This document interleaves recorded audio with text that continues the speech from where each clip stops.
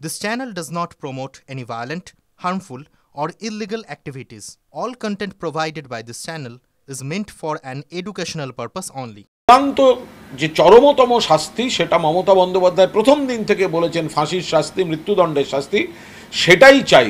তো প্র্যাকটিক্যালি সেটাই আদালতে হয়তো সিবিআই এর আবেদন থেকে হবে, বাট সিবিআই করছিল না বলে রাজ্য দিয়েছিল। আবার সিবিআই যদি আবেদন না করতো রাজ্যটাই অ্যাকসেপ্ট হতো। ফলে এর সঙ্গে রাজ্যের ধাক্কা খাওয়ার কোনো প্রশ্নই নেই। উল্টে মমতা বন্দ্যোপাধ্যায় যেটা বলেছিলেন কার্যত সেটাই, সেই উদ্দেশ্যটাই খুব সাকসেসফুলি কোর্টে গিয়েছে।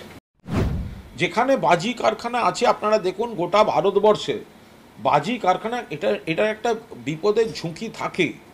এবার ঘটনাচক্রে সে একটা বাজে বিস্ফোরণ হয়েছে, মৃত্যু, দুঃখজনক ঘটনা, মৃত্যু হয়েছে, এবং কেন হয়েছে, কী জন্য হয়েছে, কোনো গাফিলতি ছিল কিনা সেগুলো পুলিশ প্রশাসন দেখছে। তার আগে থেকে যারা বিরোধীরা লাফাতে আরম্ভ করলো তাদের জমানায় কি কি হয়েছিল সেগুলো নিয়ে একটুখানি দেখুক না, তাদের রাজ্যে কি কি হচ্ছে। কদিন আগে বিজেপি শাসিত রাজ্যে দেখেছেন কতজন মারা গেছে, কতটা এলাকা জুড়ে এই বাজির বিস্ফোরণটা হয়েছে, চেন অফ বিস্ফোরণ হয়েছে পরপর, কতজন মারা গেছে।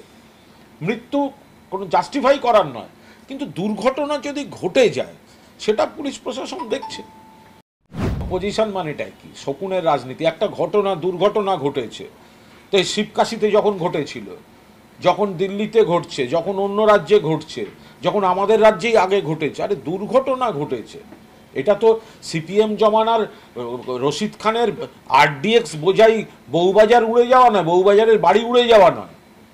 বাংলায় আগে বিস্ফোরণ হতো, যে আরডিএক্স বোঝাই বাড়ি রাইটার্সের পাশে, লালবাজারের পাশে উড়ে গেল, বিস্ফোরণ হয়ে গেল। কেন না? জঙ্গি কাজ চলছিল।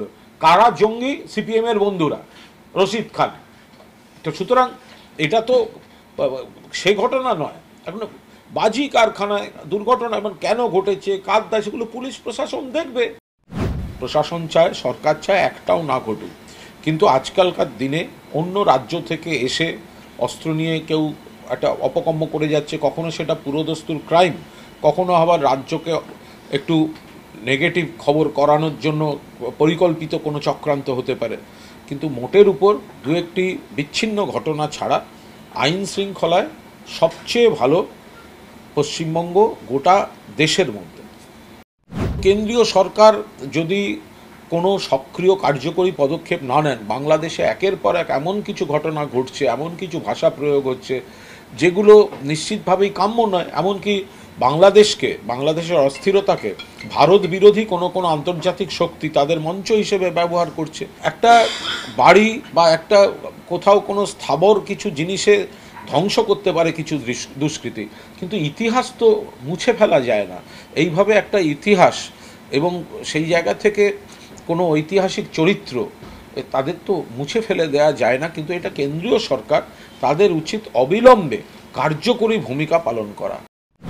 অরূপ বিশ্বাস বৈঠক ডাকার পরেও যদি কেউ বলে থাকেন কাজ বন্ধ করব, সেটাও তো ঠিক নয়। ফলে নিশ্চিতভাবে ওখানে এই শিল্পের সঙ্গে জড়িত যারা রয়েছেন তারা এই যে যেটুকু বলছেন জট, সেটা খুলে যাবে। এবং কাজ বন্ধ তো ওই তো 3টে না 4টে জায়গায় হয়েছে, বাকিরা কেউ কাজ বন্ধ করে।